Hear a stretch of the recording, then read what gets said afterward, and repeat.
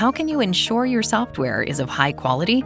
Your team can save time and money by segregating test environments strategically, which comes down to running the right tests at the right time and in the right order.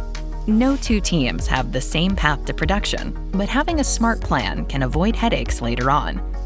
Each stage of testing is meant to give you more information to inform your decisions, but it's never the complete picture.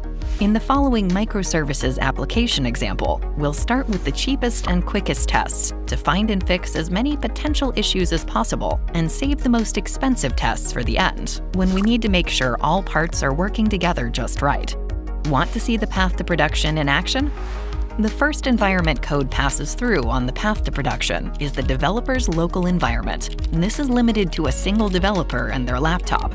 This is the easiest place to make changes and test your own implementation. This test environment isolates potential issues within a local environment. Later, if you conduct integration tests and they fail, then you'll know it's not a problem with your functionality, it's an integration problem. Identifying and resolving those issues at this stage will save you time later on. Next is the CI environment, where your code is put to the test. This is the shortest lived environment and it lives with the build. It gets created when a build gets triggered and torn down once the build is done. Here, you're concerned with the shared code base you're merging your code into. Does your component work with the rest of your service? The development environment is a shared environment with other developers on your team. In this environment, every service within the application is getting deployed every time you commit code. These environments can be unstable since there are changes being deployed from different teams all the time. Here, we can begin testing integrations with other services. Does your service work with the other services it will need to connect to? Be ready to fix issues quickly or roll back, as any failure here will block the rest of your team from moving forward. The QA phase is appropriate for open-ended exploratory testing and security testing. At this stage, you are hoping to catch not just technical problems, but also problems with user flow. This is a great time for other folks on your team to have a look and make sure their requirements are met.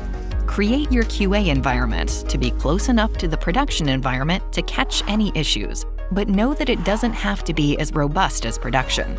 Here, you can test things that you couldn't in the dev environment, such as third-party integrations, like APIs or payment systems.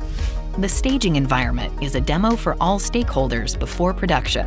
The purpose of this phase is to have an environment almost exactly like production. When you deploy something into staging and it works, you can be confident that that version won't fail in production and cause an outage. All environments can help you catch potential issues. Staging is the final check of confidence.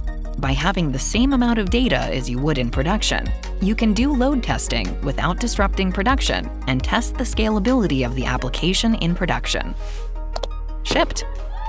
Your entire path to production, whatever it looks like, should be visible to everyone in the organization who is doing development.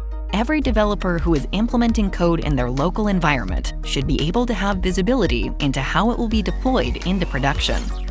Don't be afraid to break the environment and get a red build. The whole purpose of this path is to ensure it won't break in production, so you should be breaking things along the way. If you break the environment, just fix it fast so you don't block others. We hope you enjoyed this video. Click on the blog link in the description for more information on creating a successful path to production.